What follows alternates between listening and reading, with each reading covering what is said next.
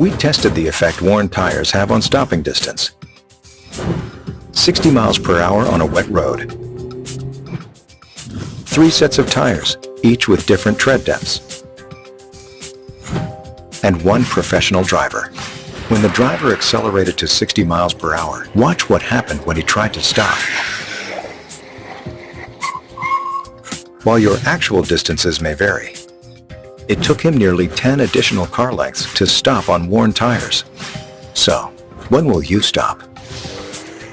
Ask about our complimentary tire inspections.